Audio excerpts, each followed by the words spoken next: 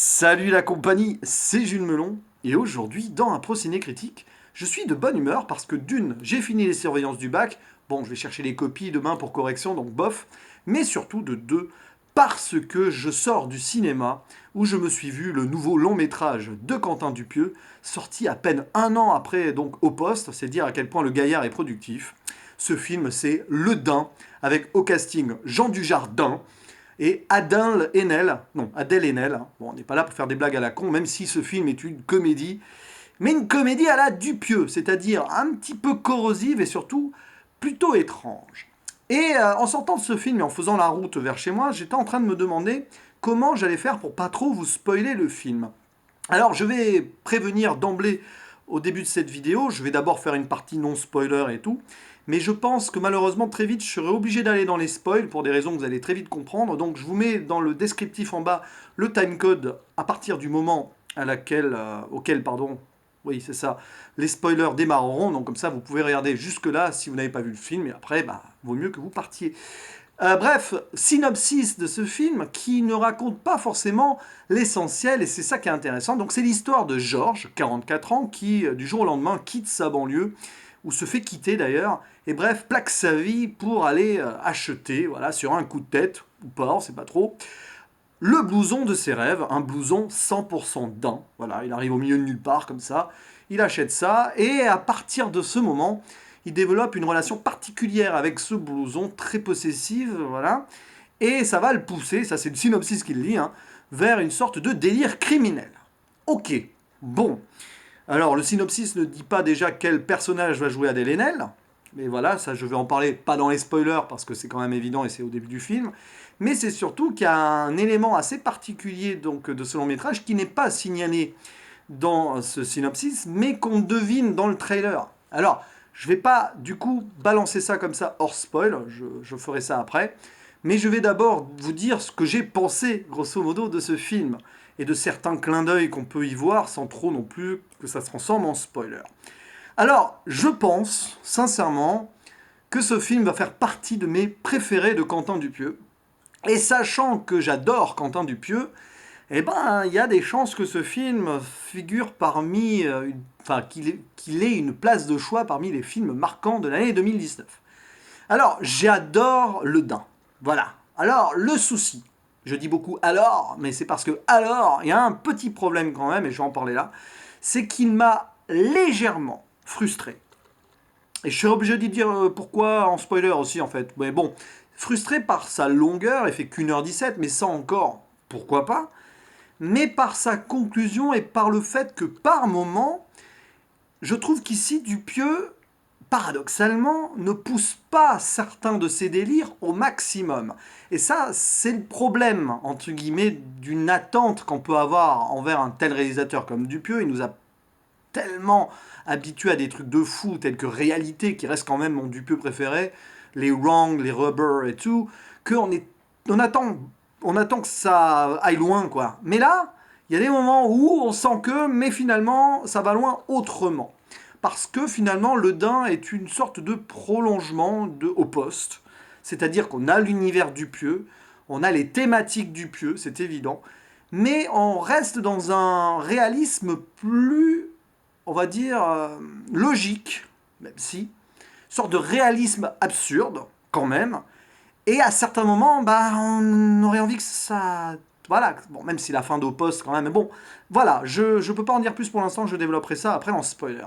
Donc, j'aime quand même beaucoup ce film parce que il a un putain de style de malade, comme le dit Dujardin avec son blouson, là, style de malade. C'est clairement c'est comme ça qu'on pourrait résumer ce film-là. Tel le blouson, et comme Dujardin le dit, ce film a un style de malade. Il est hors du temps et hors de l'espace. Alors ça, j'aime beaucoup. C'est un truc qu'on voit souvent chez Dupieux. On l'a vu même quand il transposait son histoire aux États-Unis. Alors là, il y avait vraiment un espace particulier, mais on avait l'impression parfois d'être hors du temps. Rubber est un bon exemple de film hors du temps, quelque part. Là, c'est incroyable. On se retrouve pendant tout le film dans une sorte de petit village campagnard, perdu au milieu de nulle part, à l'image du personnage qui est totalement perdu. Et surtout, l'espace-temps paraît assez irréel et impalpable. On voit les personnages en mode vintage de A à Z. Le seul truc hyper technologique qu'on voit dans le film, c'est un portable avec lequel, pas Dupieux, Dujardin, lapsus révélateur, vous allez comprendre pourquoi, quand je ferai la partie spoiler. Bref, le seul truc hyper technologique qu'on voit au début du film, c'est quand donc le personnage du jardin, Georges, téléphone à ce qui est visiblement sa future ex-épouse avec son portable. Le seul lien qu'il y a avec le monde extérieur, quoi. Et bah, ça se termine mal et il jette le portable. Sinon, vous avez des personnages qui se débrouillent. Par exemple, il y a le réceptionniste de l'hôtel qui regarde la télé sur une petite vieille télé des années 80-90 portable. Là, on voit plus ça, c'est plus possible. Il y a le personnage d'Adèle Haenel, à un moment, qui va avoir un rôle particulier dans le film et qui fait des bidouillages avec un vieux machin. Voilà, j'en dis pas plus ça non plus. Il y a, on le voit dans le trailer, l'utilisation d'un vieux caméscope numérique, et ça fait partie forcément des clins d'œil et des thématiques à la Dupieux, qui adore le tournage au caméscope numérique. Je ne sais pas si le film a été tourné en numérique, on dirait quand même, ça paraît très logique. Et donc voilà, on voit les personnages avec un caméscope et tout, ça c'est dans le trailer, donc j'en dis pas plus. Et puis voilà quoi, et puis t'as l'impression que le film pourrait se passer dans les années 80, 90, on va dire plutôt 90, que ce serait pareil. Le seul truc qui nous met dans l'espace-temps d'aujourd'hui, c'est qu'on voit qu'à un moment, ils payent les trucs en euros. Mais à part ça, c'est complètement hors de tout. Et puis la voiture conduite par George, c'est une vieille Audi vintage aussi. Et puis bien sûr, attiré par tout ce qui est vintage, avec tout ce qui est habillé en daim, parce qu'il n'y a pas que le blouson en daim dans le film. Mais ça aussi, on le voit un peu dans le trailer. Donc, ça j'aime bien, ces films-là, hors du temps, hors de l'espace, très Dupieux donc. Et quand je parlais de clin d'œil de Dupieux, bah voilà, les caméras numériques, le rapport au miroir aussi, il y a beaucoup de plans où on voit donc le personnage de Georges se regarder dans les miroirs. C'est voilà le reflet de l'âme, de ce qu'il est en train de devenir. Lui qui sort d'une vie, on va dire, banale, mais on ne sait pas d'où il vient, et qui se retrouve perdu, qui n'existe plus d'une certaine manière. D'ailleurs, il y a un personnage qui lui dit ça. Je crois que c'est sa femme au téléphone qui lui dit non mais tu n'existes plus mon pauvre. Voilà, tu n'es personne. Enfin, bref, tu n'es nulle part et voilà, c'est un petit peu ce qui lui arrive. Il est au milieu de nulle part et perdu, sans avenir et même avec un passé qui lui échappe. Donc ça j'adore parce que ça donne une ambiance vraiment extraordinaire au film. Il y a un côté film, pas film noir, faut pas exagérer. Ouais, vous voyez ce cachet vintage à l'ancienne, en mode un peu thriller, psychotique, forcément, ça, le synopsis le révèle un peu. Oui, il va y avoir des crimes, mais vous ne savez pas pourquoi encore. Bon, ça tourne autour du blouson, mais c'est beaucoup plus subtil que ça au final. Et puis, autre clin d'œil que j'ai repéré au tout début du film, et ça c'est vraiment de l'ordre du petit caméo. Ouais, on peut parler de caméo parce que pendant que le générique défile et que le titre du film apparaît, il y a un gros plan sur le pneu de la voiture qui roule sur la route. Voilà, le pneu rubber. Je ne sais pas si c'est fait volontairement, mais connaissant Dupieux, je pense que oui. Voilà, donc, c'est un film qui est super intense dans sa narration, malgré ses temps morts perpétuels, parfois, parce que l'histoire est assez, voilà, c'est assez diffus, mais on ne s'ennuie pas. Et j'adore la façon dont la mise en scène est faite aussi. Dupieux, mais c'est pas la première fois, je crois qu'il avait fait dans Wrong ou Wrong Cops, ou les deux d'ailleurs, sa façon de filmer les personnages le plus loin, comme une caméra espionne, ou qui fuit du coup ces personnages. Par exemple, dans sa chambre d'hôtel, le personnage de George est pratiquement tout le temps filmé derrière un objet en flou. Voilà, au premier plan, vous voyez l'objet qui est flouté forcément, et on voit derrière, notamment les barreaux du lit, par exemple. Ça donne une ambiance assez décalée, et ça colle super bien avec ce que Dupieux veut nous montrer dans ce film, et même dans les autres films de sa filmographie. Autre chose que j'ai adoré, les acteurs, évidemment Jean Dujardin, mais j'adore de plus en plus cet acteur. Je l'ai toujours bien aimé, c'est évident, mais là, il fait un sans faute à chaque fois que je le vois. L'année dernière, c'était I Feel Good. Récemment, enfin il y a quelques temps, je sais plus si j'avais fait une vidéo, c'était avant un Ciné Critique. Bon, peu importe, je crois que si, j'en avais fait une vidéo.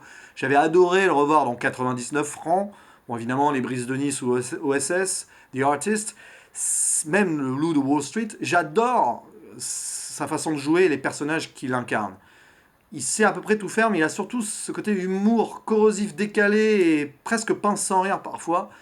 Et à chaque fois qu'il prend la parole, c'est voilà, dans l'intonation et tout, c'est du grand du jardin, c'est un vrai rôle pour lui.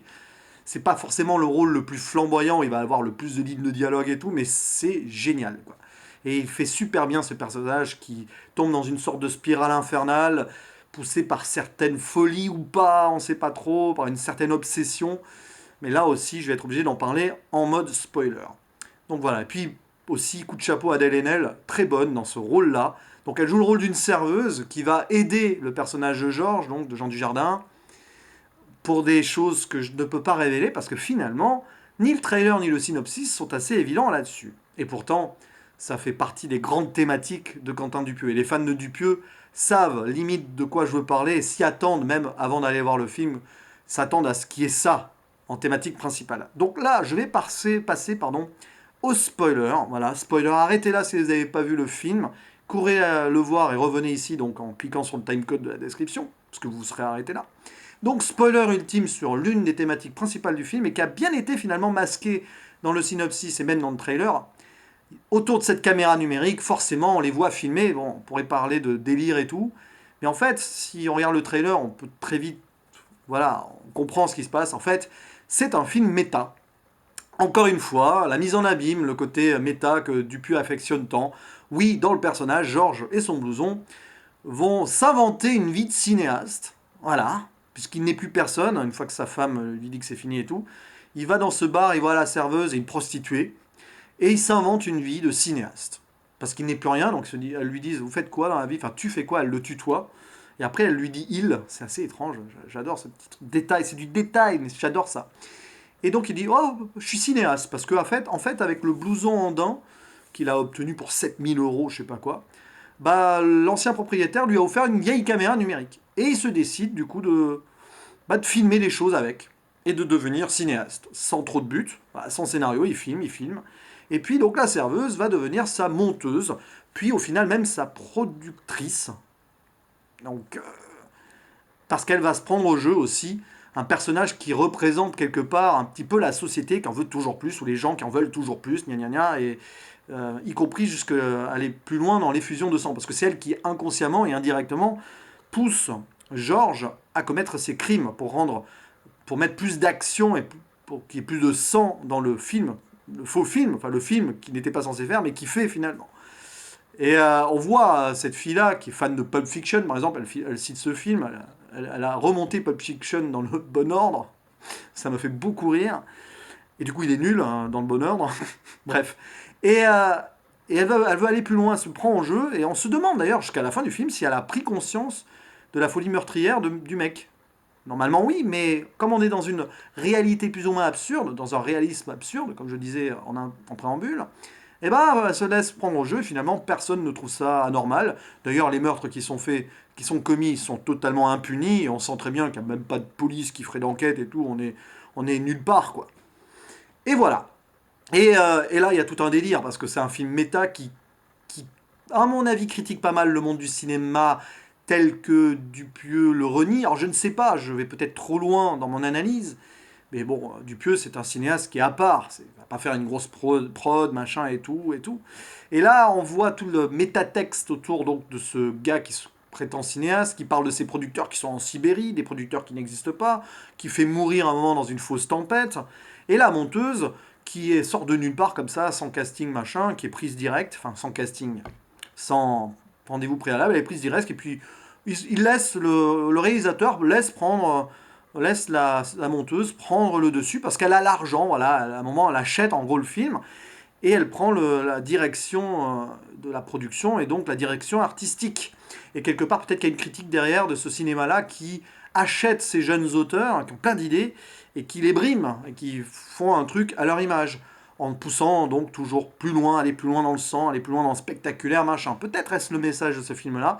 Si c'est le cas, c'est assez subtil et c'est vraiment super.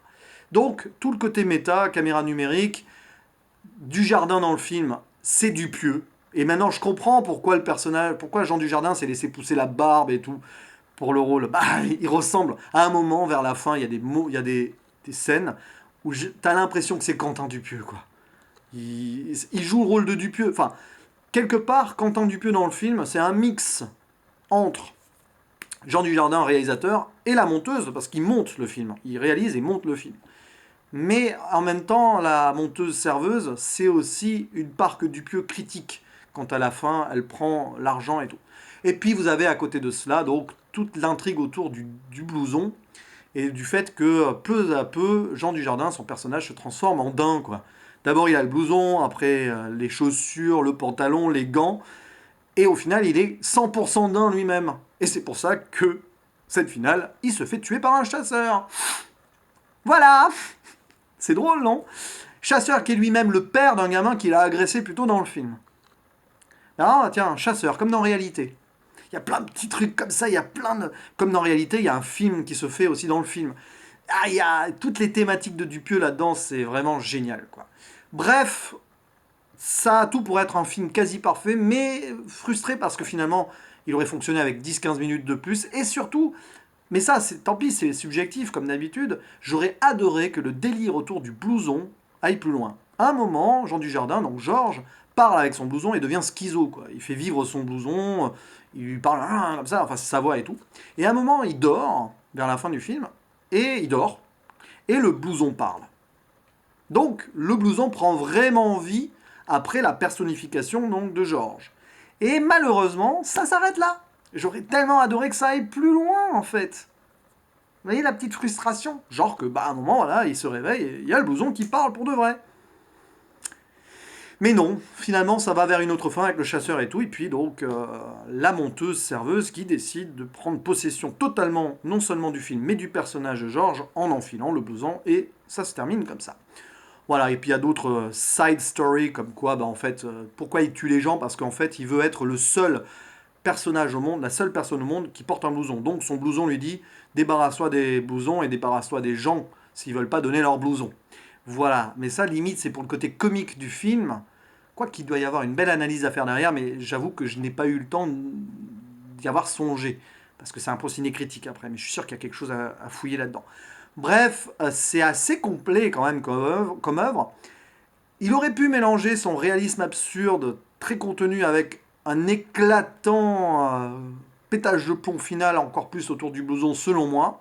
C'est peut-être pour ça finalement que je préfère encore Réalité, qui va loin dans un délire, mais qui est super bien fait. J'en avais parlé en vidéo, super logique dans son absurde. Là, il y a une grande logique. Il y a la folie du gars aliéné qui sort d'une société qui n'était pas faite pour lui et qui là s'invente quelque chose au milieu de nulle part et complètement sans rien. Il n'existe plus, donc il se permet de s'inventer tout et de faire ce qu'il veut dans ses délires les plus fous. Mais après, voilà, il y a plein de petits trucs qui auraient pu être encore plus développés et permettre au film d'exploser, je trouve, avec 20-30 minutes de plus. Mais bon, c'est un choix de Dupieux qui a peut-être voulu volontairement frustrer son auditoire, enfin ses spectateurs là-dessus. J'en sais rien. Mais en tout cas, ce qui est certain, c'est que j'ai beaucoup apprécié Le Daim. Et il fera partie de ces films importants de l'année. Je ne sais pas dans quelle mesure, mais ce qui est sûr, c'est qu'il est vraiment très bien, ce Daim. Allez, il est dingue, quoi. Alors, il fallait que je la sorte et je suis pas le premier à le faire. À la prochaine. Ciao.